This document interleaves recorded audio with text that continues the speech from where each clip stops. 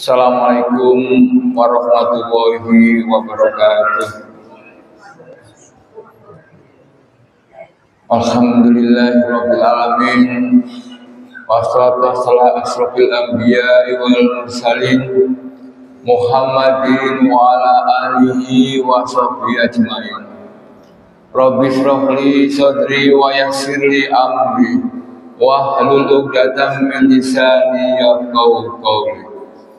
Raditu billahi rabbah wa bil islami dina wa bi muhammadin nabiyya wa rasulah. Rabbi zidni ilma warzuqni fahma.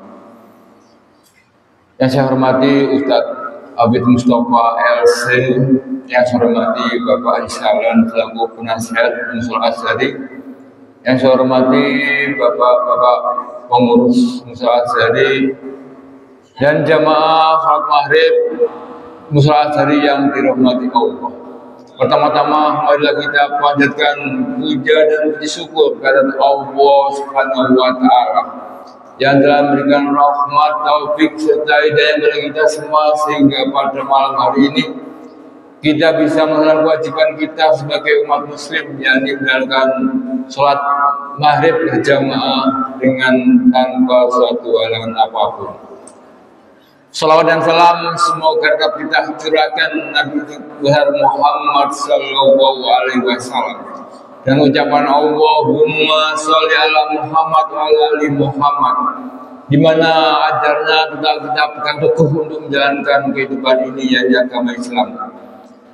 Dan mudah-mudahan bacaan salawat tadi bisa memberi syafaat kita di yaumul kiamat nanti dan bertemu dengan baginda Rasul di surga. Amin amin ya rabbal alamin. Bapak Ibu jamaah yang dirahmati Allah, untuk minggu yang ketiga pada bulan Ramadan ini yang akan diisi oleh Ustadz Abid Mustafa, dan alhamdulillah pada bulan Syaban kita sudah memasuki hari yang ke-17, sehingga kurang 13 hari lagi kita sudah memasuki bulan Ramadan. Mudah-mudahan kita semua diberi sehat walafiat, umur panjang, dan bisa bertemu lagi bulan Ramadan. Amin ya rabbal alamin. Mudah-mudahan nanti setelah bulan Syaban ini kita akan memasuki bulan Ramadan. Nanti akan disampaikan atau mungkin diberikan suatu ilmu bagaimana kita menyiapkan diri untuk menghadapi bulan suci Ramadan besok. Jadi mudah-mudahan nanti Bapak Abid Mustafa bisa memberikan sedikit ilmu atau materi kepada kita semua sehingga kita bisa mantap dan bisa menjalankan Ramadan dengan baik. Demikian, mudah-mudahan sama nanti bisa menambah dan meningkatkan iman kita pada Allah Subhanahu wa taala. Nasrun wa ummatul ghalib, innahum lakim fi sabilillah wa tabil khairat. Assalamualaikum warahmatullahi wabarakatuh. Bismillahirrahmanirrahim. Assalamualaikum warahmatullahi wabarakatuh. Innal hamdalillah nahmaduhu wa nasta'inuhu wa nastaghfiruh wa na'udzu billahi ta'ala min shururi anfusina wa min sayyiati a'malina. May yahdihillahu fala mudilla lahu wa may yudlil fala hadiya lahu. Asyhadu an la ilaha illallah wahdahu la syarika lahu wa asyhadu anna Muhammadan 'abduhu wa rasuluh sallallahu wa sallama wa baraka alaihi wa ala alihi wa sahbihi wa man ihtada bi hadihi wa qatafa atharahu ila yaumiddin. Amma ba'd. Yang saya hormati segenap pengurus atau takmir Mushola Azhari yang dirahmati Allah Subhanahu wa taala, juga yang saya hormati seluruh jamaah, bapak-bapak, ibu-ibu, kaum muslimin dan muslimat yang semoga juga senantiasa dirahmati oleh Allah Subhanahu wa taala. Alhamdulillah, puji dan syukur kita panjatkan kehadirat Allah Subhanahu wa taala dengan limpah nikmat, taufik dan hidayahnya kita bisa hadir di masjid ini, di musola ini dalam rangka untuk mengkaji ilmu Allah Subhanahu wa taala. Semoga Allah Subhanahu wa taala memberikan kepada kita ilmu yang bermanfaat. Salawat dan salam semoga senantiasa tercurah kepada Nabi kita, Rasul kita, imam dan panutan kita, Nabi Muhammad sallallahu alaihi wasallam, serta keluarga beliau, para sahabat dan orang-orang yang mengikuti ajaran beliau, menghidupkan sunnah-sunnah beliau sampai hari kiamat. Bapak-bapak, ibu-ibu yang dirahmati Allah Subhanahu wa ta'ala, kita sudah berada di pertengahan Sya'ban. Artinya Ramadan sudah diambang pintu. Bulan yang penuh dengan keutamaan, bulan yang penuh dengan keberkahan, bulan yang penuh dengan ampunan dan juga pembebasan dari api neraka. Rasul kita sallallahu alaihi wasallam bersabda, "Idza kanat awwalu lailatin min Ramadan suffidatis syayatin wa maradatul jin wa ghuliqat abwabun nar falam yuftah minha babun wa futiha abwabul jannah falam yughlaq minha babun wa yunadi munadin fis sama ya baghiyal khairi aqbil wa ya baghiyasy syarri aqsir wa kana lillahi utaqa'u minan nar wa dzalika fi kulli lailah." Apabila telah memasuki awal bulan Ramadan, maka dibelenggulah para syaitan dan jin-jin yang memiliki permusuhan besar kepada Bani Adam. Kemudian dibukalah pintu-pintu surga, tidak ada satupun yang tertutup, dan ditutuplah pintu-pintu neraka, tidak ada satupun yang dibuka. Dan ada yang menyeru dari langit, seruannya adalah, "Wahai orang-orang yang hendak berbuat kebajikan, melangkahlah maju. Wahai orang-orang yang ingin berbuat keburukan, berhentilah. Pangkaslah angan-anganmu, pangkaslah keinginanmu."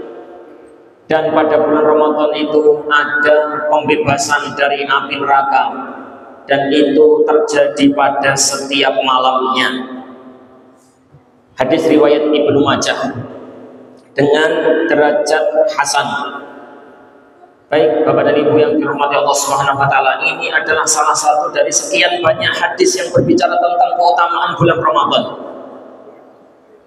Di antara keutamaan yang tadi disebutkan adalah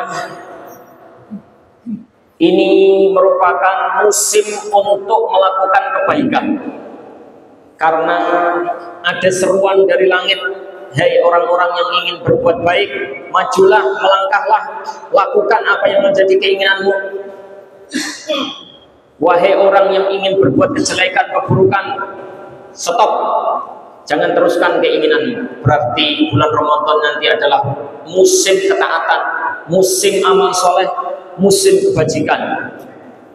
Dan keutamaan yang lainnya adalah nanti pada bulan Ramadan itu ada peluang besar, peluang bagi siapa saja yang ingin terbebaskan dari api neraka. Ibu-ibu, bapak-bapak, pengen nggak bebas dari api neraka? Kita semuanya pengen. Kita semuanya takut kalau sampai kita masuk neraka, atau anak kita, bapak kita, ibu kita, pasangan hidup kita, karib kerabat kita masuk ke dalam neraka. Kita semuanya takut. Maka kita memohon kepada Allah nanti pada bulan Ramadan, dan di semua bulan sebenarnya, di semua bulan kita memohon kepada Allah supaya kita dijauhkan dan dibebaskan dari neraka. Dan bulan Ramadan bulan yang sangat tepat untuk memanjatkan permintaan itu, untuk memanjatkan permintaan itu. Sekarang marilah kita bertanya kepada diri kita masing-masing, Bapak dan Ibu. Mari kita bertanya kepada diri kita masing-masing. Sudah punya planning belum? Sudah punya rencana atau belum? Sudah pasang target atau belum? Puasa yang seperti apa yang nanti akan saya lakukan? Sholat tarawih, sholat malam yang seperti apa yang nanti akan saya kerjakan? Sedekah yang kayak apa yang akan saya keluarkan? Derajat takwa yang selevel apa yang nanti akan saya gapai? Kalau panjenengan sudah punya rencana-rencana, Kalau Anda sudah menetapkan target, alhamdulillah, monggo silahkan diwujudkan rencana-rencana baik, planning-planning yang bagus, target-target yang tinggi silahkan dikejar dan berusaha untuk diwujudkan. Tapi jika panjenengan belum memiliki planning, belum punya rencana menghatamkan Quran, rencana untuk mengeluarkan sedekah, rencana untuk khusyuk dalam sholat malam, rencana untuk mempersembahkan puasa yang sebaik-baiknya belum ada, ya mari mulai sekarang kita tetapkan planning itu, rencana itu. Jadi menetapkan planning, membuat perencanaan itu bukan urusan dunia saja. Yang lebih pantas untuk kita planningkan, lebih pantas untuk kita rencanakan, kita susun jadwal kita adalah agenda-agenda akhirat, untuk kehidupan akhirat kita nanti. Baik Bapak dan Ibu yang dirahmati Allah Subhanahu wa taala, baik yang sudah punya planning maupun yang belum, seringnya akan diuji. Yang sudah punya planning, menata jadwal, nanti saya akan baca Quran, nanti saya akan full tarweh, nanti saya akan puasa sebaik-baiknya, itu terkadang ketika sudah hari hanya meleset. Ketika hari hanya berbelok arah, planning hanya sekedar planning, target hanya sekedar target, tidak ada wujudnya. Karena terkena penyakit malas, merasa bahwasanya ibadah itu berat sekali, puasa abot, sholat tarawih abot, menjaga sholat jamaah 5 waktu penuh abot, maca Quran abot, sedekah ya abot. Ada perasaan-perasaan semacam itu Bapak dan Ibu yang dirahmati Allah Subhanahu wa taala. Maka saya menasihati kepada diri sendiri. Saya belum menasihati orang lain. Pertama saya menasihati diri sendiri, baru kemudian kepada para jamaah.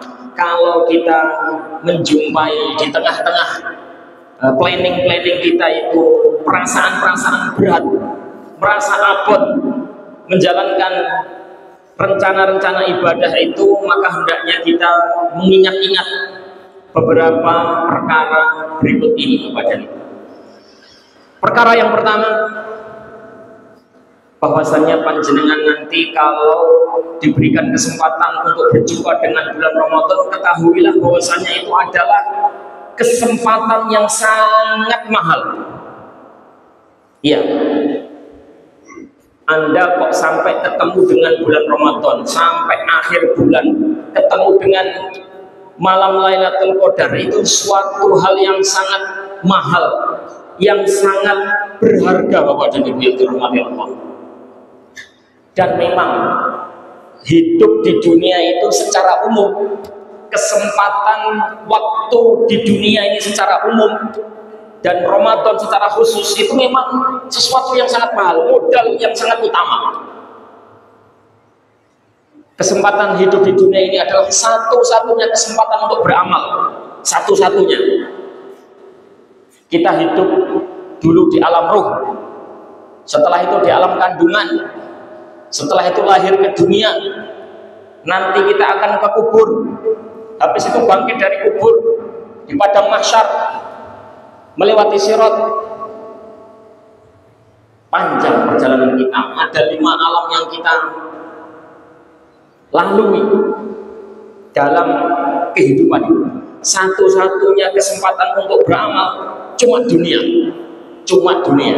Panjenengan nanti di alam kubur kok baru berpikir untuk bertaubat, tidak diterima.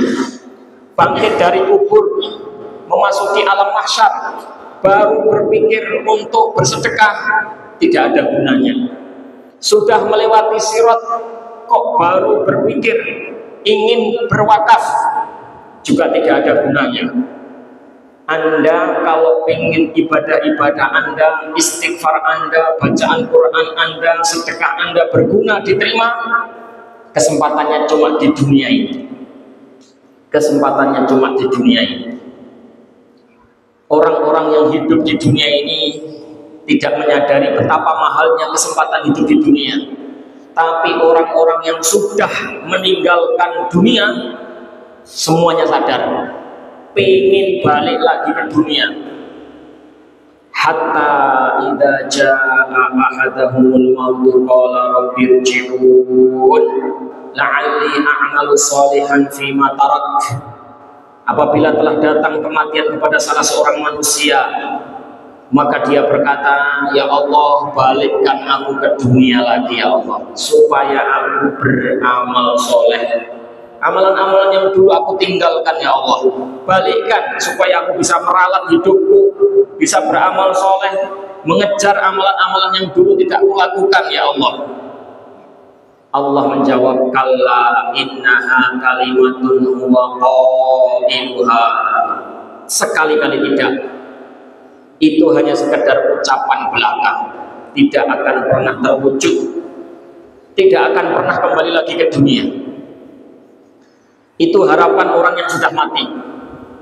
Pengen ketemu kehidupan dunia, pengen iktikaf, pengen bertemu dengan bulan Ramadan, pengen sedekah di bulan Ramadan, pengen baca Quran di bulan Ramadan, pengen memanfaatkan semaksimal mungkin malam Lailatul Qadar dan lain-lain. Maka Bapak dan Ibu, kita ini sebenarnya adalah orang yang paling beruntung. Kita ini semuanya beruntung Bapak dan Ibu. Kenapa? Orang yang sudah meninggalkan alam, sudah meninggalkan dunia, pengen balik ke dunia tidak dikabulkan. Tidak dikabulkan pengen balik ke dunia. Panjenengan tidak usah minta balik ke dunia, sudah di dunia.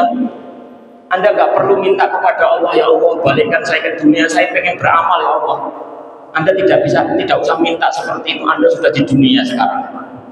Kesempatan yang sedang Anda rasakan itu adalah kesempatan yang diirikan, dimimpikan oleh orang-orang yang sudah mati. Orang yang pengen mati, pengen berandai-andai balik ke dunia lagi, meralat hidupnya. Anda sekarang sudah di dunia, hidup di alam yang diharapkan oleh semua orang. Apalagi nanti kalau benar-benar umur panjenengan dipanjangkan ketemu sama bulan Ramadan, maka lebih beruntung lagi panjenengan, lebih mendapatkan kesempatan mahal. Maka Bapak dan Ibu, monggo saya mengingatkan kepada diri sendiri sebelum mengingatkan orang lain. Mari kita manfaatkan waktu kita. Kalau nanti umur kita dipanjangkan, bisa berjumpa dengan bulan Ramadan, mari kita manfaatkan sebaik-baiknya. Perkara kedua Bapak dan Ibu yang dirahmati Allah Subhanahu wa ta'ala, kalau kita dihampiri oleh rasa malas ketika ingin tarawih, malas baca Quran, malas menahan apa? Kalau lapar dan haus itu insya Allah kita semuanya bisa. Yang berat itu menahan apa? Menahan anggota-anggota badan yang lain, menahan pandangan, menahan lisan, dan lain-lain. Kalau kita merasa berat menjalankan ibadah-ibadah itu, maka segera ingat bahwasannya sebenarnya ibadah-ibadah yang diwajibkan oleh Allah itu sedikit. Ya, sedikit. Ya, sabar. Ya, kalau panjenengan merasa berat, merasa susah melaksanakan amalan-amalan ibadah, sabar. Amalan-amalan ibadah itu sebenarnya sedikit, sedikit sekali. Panjenengan coba renungkan, sholat wajib 5 waktu itu berapa jam kalau dikerjakan? 1 waktu 10 menit, 5 waktu 50 menit. Anggaplah 1 jam, atau 1 jam setengah lah, anggaplah 1 jam setengah. Sholat fardu 1 jam setengah. Padahal dalam sehari semalam Allah beri waktu 24 jam. Berarti kita masih punya waktu 22,5 jam. Untuk sholat fardu 1 jam setengah itu panjang. Sholat 1 jam setengah itu sudah panjang. Sudah bagus sholat fardu 5 waktu. tapi masih ada sisa waktu 22 jam setengah. Seandainya ditambahi sama sholat-sholat sunnah, tambahi qobliyah, ba'diyah, duha, tahajud, taraweh misalnya, anggaplah berapa? 1 jam. Taraweh mriki pinten jam? Taraweh yang mriki pinten jam? 1 jam boten ngantos setengah jam. Taraweh setengah jam, sholat qobliyah, ba'diyah setengah jam, duha setengah jam, satu jam setengah anggaplah. Wajib sak sunahe 3 jam. Dari 24 jam kita ambil waktu cuma 3 jam untuk wajib dan sunnah, masih tersisa waktu 21 jam. Berarti saiki apa saiki? Sedikit atau saiki? Kok ono pilihan nih? Sedikit asli. Sedikit. Itu urusan sholat. Urusan sholat. Urusan puasa sendiri, kita menahan lapar, menahan haus dari subuh sampai maghrib, itu cuma sebulan. Cuma bulan Ramadan saja yang wajib. Padahal dalam setahun kita diberi waktu oleh Allah 12 bulan. Kon poso sebulan saja. Berarti 11 bulan tidak wajib puasa. 1 berbanding 11. Sedikit atau banyak? Sedikit sekali. 11 bulan panjenengan tidak wajib puasa. Wajib puasa cuma 1 bulan. Sedikit sekali. Itu pun maghrib sampai subuh sampai maghrib. Nanti bar maghrib, batul maghrib panjenengan boleh makan lagi sampai subuh boleh. Jadi menahan lapar harus mulai dari maghrib sampai dari subuh sampai maghrib saja. Ini sudah maghrib, bar tarawih, ya bisa lagi makan lagi. Masalah sedekah, sedekah yang wajib alias zakat, orang miskin nggak wajib. Yang wajib adalah orang-orang yang hartanya sudah mencapai nisab, sudah mencapai kadar minimal zakat, sudah sampai 1 tahun dalam kepemilikan dia. Itu pun dikeluarkan zakatnya cuma 2,5%. Jadi kalau panjenengan punya uang 100 juta, dikeluarkan 2,5 juta. Berarti masih ada sisa 97,5 juta. Banyak yang dizakatkan atau banyak yang ditahan di rumah? Lebih banyak yang ditahan di rumah untuk beli makan, untuk beli minum, untuk beli sepeda motor baru, untuk beli HP baru. Masih banyak yang itu daripada yang dizakatkan. Jadi kalau panjenengan merasa berat, ya sabar. Ibadah itu cuma sebentar, ibadah itu cuma sedikit, ibadah itu cuma di dunia saja. Ya. Nanti kalau panjenengan sudah meninggalkan dunia ini, sudah tidak lelah letih beribadah lagi. Baik Bapak dan Ibu yang dirahmati Allah Subhanahu wa taala. Kalau panjenengan merasa berat menghadapi ibadah-ibadah di bulan Ramadan, segera ingat bahwasanya nikmat Allah yang tercurah kepada kita sungguh-sungguh banyak, tak terhitung. Allah berfirman, wa in ta'uddu nikmatallahi la tuhsuha. Kalau kamu menghitung-hitung nikmat Allah, tidak akan bisa menentukan jumlahnya. Baiklah, kita menghitung beberapa saja yang bisa kita hitung. Menghitung semua nggak bisa gitu. Renungkanlah nikmat mata. Renungkanlah nikmat mata. Siapa yang mau matanya ditukar dengan duit 1 triliun? Panjenengan mau duit 1 triliun? 1 triliun. Tapi nggak punya mata. Nggak ada yang mau. Nggak ada yang mau. Lebih baik punya mata meskipun tidak punya duit 1 triliun. Ya lebih baik ya punya mata ya punya 1 triliun. Aku gak takut. Pilihannya pilih mana? Punya duit 1 triliun tapi tidak punya mata, atau punya mata tapi gak punya duit 1 triliun. lebih baik punya mata, sehat bisa melihat, walaupun nggak duit 1 triliun. Ya. Anda punya lidah, ditukar dengan 5M. Ada yang mau duit 5M, tapi setelah itu tidak punya lidah. Nggak ada yang mau. Lebih baik punya lidah, sehat, normal, bisa merasakan makan yang enak, walaupun tidak punya duit 5M. Daripada punya duit 5M, tidak punya lidah, gak iso mangan, gak iso merasakan makanan, gak enak kabeh urip. Itu menunjukkan bahwa mata dan lidah itu sudah gak bisa dirupiahkan, gak bisa diganti dengan duit berapapun. Baru nikmat mata dan lidah. Padahal masih banyak yang lain-lain. Ada 2 tangan, ada 2 kaki, ada otak, ada ginjal, ada paru-paru, ada jantung, ada lambung. Semuanya itu adalah nikmat Allah Subhanahu wa taala. Itu kalau dirupiahkan nggak bisa. Berarti panjenengan semua yang hadir di sini ini miliarder kabeh. Miliarder semuanya. Organ tubuh Anda itu Masya Allah luar biasa harganya. Nggak akan bisa dihargai dengan berapapun, nggak bisa. Nah, Bapak dan Ibu yang dirahmati Allah Subhanahu wa taala, itu baru nikmat organ tubuh. Nikmat-nikmat Allah yang lainnya itu sungguh-sungguh banyak. Kita itu baru diberikan kenikmatan bisa hidup di dunia, di bumi. Itu sudah nikmat. Mbuh duwe duit, mbuh ora duwe duit, mbuh omahe sing kontrak atau omah dewe, entah itu rumahnya bagus, ombo, jembar, atau rumah yang kecil. Pokoknya sekedar hidup di bumi itu sudah nikmat.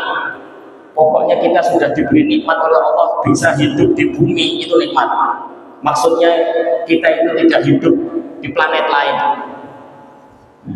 Jenengan hidup di planet lain, di bulan nggak ada udara, nggak bisa bernafas orang tinggal di bulan.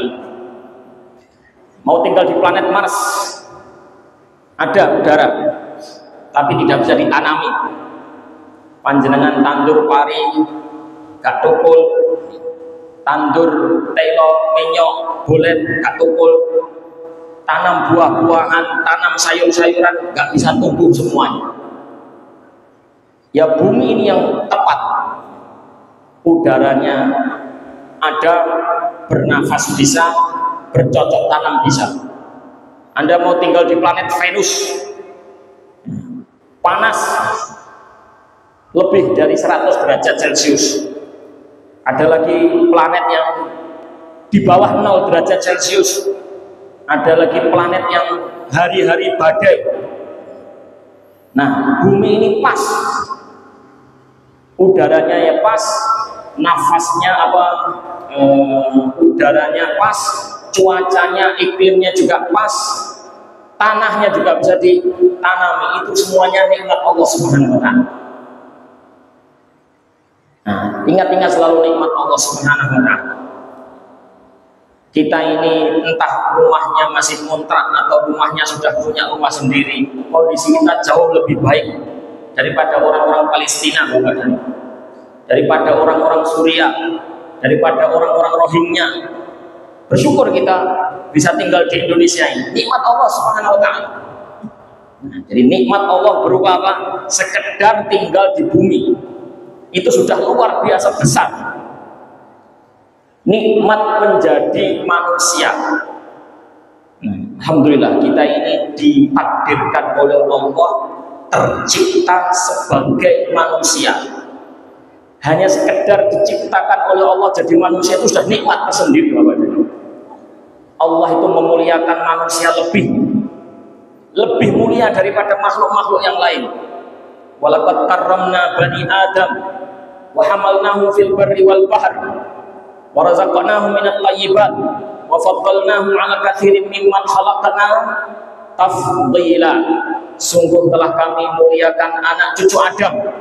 Kami muliakan, kami penakan, kami mudahkan, kami muliakan, kami gampangkan hidupnya anak cucu Adam itu, dan kami jalankan mereka sehingga mereka bisa jalan di laut, bisa berjalan di darat, dan kami lebihkan anak cucu Adam itu daripada makhluk-makhluk yang lainnya.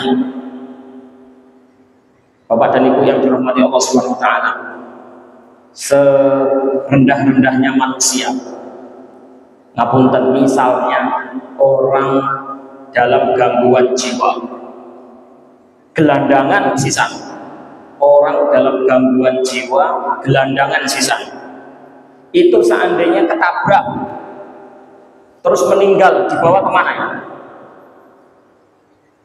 Dibawa ke UGD, dibawa ya, dirawat, jenazahnya dimandikan, dikuburkan.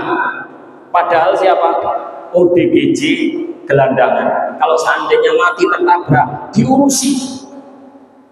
Itu manusia walaupun paling rendah. Tapi bayangkan tikus. Tikus itu walaupun bos tikus, kalau ketabrak ya, di jalan lengket sama aspal, nggak ada yang nolong. Ya, itulah manusia, mulianya manusia. Manusia diberikan semua fasilitas di bumi. Di bumi ada makanan, baik itu daging-daging, baik itu tumbuhan-tumbuhan, sayur-sayuran, buah-buahan. Itu untuk siapa? Siapa lagi kalau bukan untuk manusia? Huwallazi khalaqalakum ma fil ardi jami'an. Dialah yang menciptakan untukmu, hai manusia, semua yang ada di bumi. Semua yang ada di bumi, tumbuh-tumbuhan, hewan-hewan, itu semuanya untuk manusia. Luar biasa Bapak dan Ibu. Ya. Macan itu ya makannya ya cuma daging. Macan gak doyan apokat. Macan gak doyan serikaya. Kambing makannya ya daun-daunan, makannya ya rumput. Nggak mau kambing makan daging, nggak mau. Tapi manusia ya dagingnya dimakan, ya daunnya dimakan, ya buahnya dimakan, ya kambing-kambing bisa dimakan. Masya Allah, makanannya manusia itu banyak. Panjenengan kalau lihat ke toko buah, kalau panjenengan lihat ke toko buah, Masya Allah, macam-macam buah. Allah sudah memberi kita melon, semangka, apalagi kelengkeng. Musim-musim ini dikasih lagi durian, dikasih lagi alpukat. Sudah ada alpukat, sudah ada durian, masih lagi dikasih salak. Sudah ada salak, sudah ada serikaya, sudah ada melon, masih lagi dikasih buah naga. Itu bukan untuk kambing Bapak, itu bukan untuk jerapah, ya untuk manusia juga. Untuk siapa lagi kalau bukan untuk manusia? Untuk manusia semua. Kita ini sudah apa? Kalau di Sidayu apa? Ikan ya, banyaknya ikan. Sudah ada bandeng, sudah ada udang, masih dikasih lagi ikan laut. Sudah ada ikan darat, ikan sungai, ikan laut, masih lagi dikasih kambing, dikasih sapi, dikasih ayam, dikasih bebek, dikasih mentok. Itu semuanya makanan untuk manusia. Dan manusia itu di otaknya, akalnya dilebihkan oleh Allah sehingga hidupnya lebih tertata rapi. Kalau kita makan, ya, makan dagingnya diolah, jadi rawon, jadi soto, jadi krengsengan, jadi tongseng, macan nggak ada. Makan daging dirawat nggak ada, macan semakan mentah-mentah, daging mentah-mentah. Anda punya daun-daun ya direbus, dibumbu, dioseng-oseng, dan lain-lain. Kambing makan rumput, oseng-oseng rumput nggak ada, tidak makan begitu saja. Itulah manusia dilebihkan oleh Allah Subhanahu Wa Taala, akalnya dilebihkan sehingga hidupnya lebih mulia, lebih tertata. Bukan itu saja Bapak, di dunia, di bumi ini ada barang-barang tambang, ada emas, perak, intan, berlian, ada batu bara, ada nikel, ada tembaga. Untuk siapa coba ini? Untuk jerapah? Untuk gajah? Untuk badak? Untuk udanil? Tidak, untuk manusia. Jerapah nggak pakai kalung emas, macan nggak pakai intan berlian, nggak pakai. Yang pakai itu manusia. Manusia dimuliakan oleh Allah semulia-mulianya. Pokoknya kalau kita membicarakan nikmat Allah itu nggak ada habisnya. Wa amma bi nikmati rabbika fahaddits. Bicarakan terus ya, tentang nikmat-nikmat Tuhan. Itu akan menambah rasa syukur, akan menambah rasa syukur kepada Allah Subhanahu wa taala. Jadi panjenengan kalau mengingat-ingat ya, mengingat-ingat nikmat Allah Subhanahu wa taala, itu akan membuat Anda bersemangat di dalam ibadah. Kalau panjenengan taraweh males, maca Quran males, langsung ingat nikmat Allah Subhanahu wa taala. Nikmat Allah baru mata ini, baru dua mata ini. Itu kalau kita mau membalasnya, tidak akan pernah bisa, Bapak. Tidak akan pernah bisa membayar nikmat Allah dua mata, nggak pernah bisa. Walaupun panjenengan sudah ibadah sekhusyuk-khusyuknya, ibadah seakeh-akeh, belum bisa untuk membalas nikmat Allah Subhanahu wa taala. Nikmat Allah Subhanahu wa taala dua buah bola mata kita, nggak bisa kita membalasnya. Makanya Rasulullah Shallallahu Alaihi Wasallam pernah ibadah itu, sholat malam itu sampai kakinya pecah-pecah, saking lamanya berdiri. Sama kayak ibu-ibu di sini, ibu-ibu juga kakinya pecah, kakinya ubah-ubah. Alhamdulillah, itu juga pahala ibu-ibu. Rasulullah itu sholat malam sampai kakinya pecah-pecah, dan Rasulullah itu betah melek. Betah melek bengi, sama kayak bapak-bapak betah melek bengi nonton bola. Masya Allah, Rasulullah itu padahal sudah diampuni dosa, sudah diampuni dosa-dosa. Makanya Aisyah radhiyallahu taala bertanya kepada Rasulullah, ya Rasulullah, afa'alta hadza wa qad ghufira laka ma taqaddama min dzambika wa ma ta'akhkhar. Wahai Rasulullah, masa panjenengan sholat kok panjang sekali seperti ini ya Rasulullah? Oh, panjenengan itu dosa-dosanya sudah diampuni. Dosa panjenengan yang lalu dan yang akan datang sudah diampuni. Nah kok sholat panjang sekali, kenapa ya Rasulullah? Sampai kaki panjenengan bengkak, pecah. Apa jawab Rasulullah Sallallahu Alaihi Wasallam? Afala aku abdan syakura. Tidakkah sepantasnya aku menjadi hamba yang bersyukur? Tidakkah sepantasnya aku menjadi hamba yang bersyukur? Jadi Rasulullah ajarkan kepada kita bahwasannya urusan ibadah bukan sekedar urusan mencari pahala, bukan sekedar urusan mencari surga, bukan sekedar urusan mencari ampunan.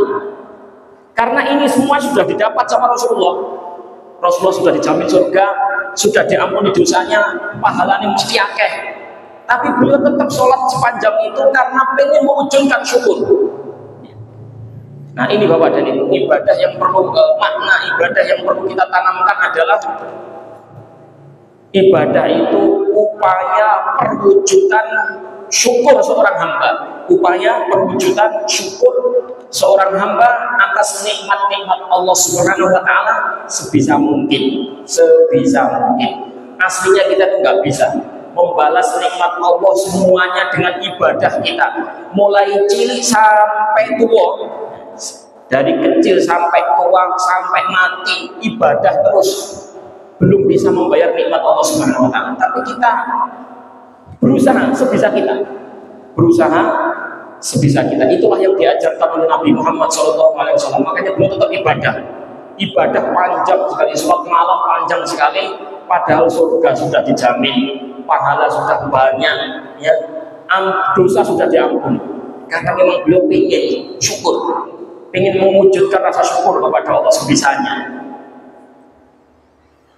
Baik Bapak dan Ibu yang dirahmati Allah Subhanahu wa taala, berikutnya, kalau kita dihampiri oleh rasa malas ketika hendak menjalankan ibadah-ibadah nanti di bulan Ramadan khususnya, maka segera ingat bahwasanya cita-cita kita itu tinggi. Apa cita-cita kita? Cita-cita kita ya, kalau bisa masuk surga kabeh, ya kita, istri kita, anak kita, bapak kita, ibu kita, semuanya masuk surga. Sebagaimana di dunia kita berkumpul, di akhirat nanti juga kita ketemu lagi di surga Allah Subhanahu wa Ta'ala. Itu cita-cita kita, bukan? Cita-cita seorang hamba muslim tidak berhenti sampai dunia saja. Anaknya sukses, untuk kerjaan, bayarnya akeh, nggak cukup sampai situ, belum selesai. Hidup di dunia belum selesai, masih ada kehidupan nanti lebih panjang, kekal abadi, hidup akhirat. Cita-cita tinggi Bapak jadi. Cita-cita kita surga. Surga itu bukan barang murahan. Rasulullah SAW bersabda, "Ala inna sil'atallahi ghaliyah. Ala inna sil'atallahi hiyal jannah." Ketahuilah bahwasanya barang dagangan Allah itu mahal. Dan ketahuilah bahwasanya barang dagangan Allah itu bernama surga. Semua yang mahal diperjuangkan. Kita mencarinya dengan penuh pengorbanan. Urusan dunia saja, panjenengan pengen urip penak dunia, pengen duwe mobil apik, pengen duwe omah jembar ombo, Anda berjuang, Anda berkorban, tidak santai-santai, tidak memanjakan diri. Apalagi akhirat. Dunia saja kita butuh berkorban untuk mendapatkan kenikmatan-kenikmatannya, apalagi nikmat akhirat yang lebih mahal. Maka sudah pasti lebih perlu untuk diperjuangkan lagi. Perjuangan kita itu harus lebih banyak untuk cita-cita yang satu ini. Allah Subhanahu wa Ta'ala menggambarkan perjuangan orang-orang zaman dulu, pengikut-pengikut Nabi zaman dulu untuk menggapai surga. Dalam Al-Quran Allah berfirman, "Am hasibatum an tadkhulul jannah walamma ya'tikum mathalul ladzina khalau min qablikum massathumul ba'sa'u wad-dharra'u wa zulzilu hatta yaqula ar-rasulu wal ladzina amanu ma'ahu mata nasrullah ala inna nasrallahi qarib." Apakah kalian merasa akan masuk surga? Kalian berpikir kalian akan masuk surga begitu saja, dengan gampang, dengan mudah, padahal belum datang kepada kalian sesuatu yang menimpa umat-umat sebelum kalian. Umat-umat sebelum kalian, pengikut-pengikut para nabi zaman dulu itu sudah menderita, sudah sengsara, digoncang dengan berbagai macam goncangan, sampai nabi dan pengikutnya berdoa, sampai nabi dan pengikutnya berkata, "Mata Nasrullah, kapan pertolongan Allah? Kapan pertolongan Allah datang?" Itu saking rindunya, saking kepinginnya mendapatkan kemenangan. Karena begitu lamanya mereka menderita, begitu lamanya mereka sengsara, sampai apa? Kangen, pengen segera ketemu dengan pertolongan Allah. Nah, itu orang zaman dulu apa? Mereka mandi keringat, bahkan mandi darah, mengorbankan harta, mengorbankan jiwa dan raga. Untuk apa? Untuk cita-cita surga. Jadi kalau kita hanya menahan ngantuk, ya, ketika sholat tarawih menahan ngantuk, ketika imamnya rotok dawa, bacaannya menahan capek, itu sebenarnya ringan kalau dibandingkan orang zaman dulu. Korban apa? Korban jiwa dan raga. Kita nggak sampai korban jiwa raga, korban ngantuk itu aja, korban lapar dan haus itu saja. Mudah-mudahan Allah memberikan taufik kepada kita semuanya untuk bisa berjumpa dengan bulan Ramadan dan bisa memanfaatkannya dengan amal-amal soleh yang diridhoi oleh Allah Subhanahu wa taala. Amin amin ya rabbal alamin. Kita akhiri wa sallallahu wasallam ala nabiyina Muhammad wa ala alihi wa sahbihi ajma'in wa akhiru da'wana alhamdulillahi rabbil alamin. Wassalamualaikum warahmatullahi wabarakatuh.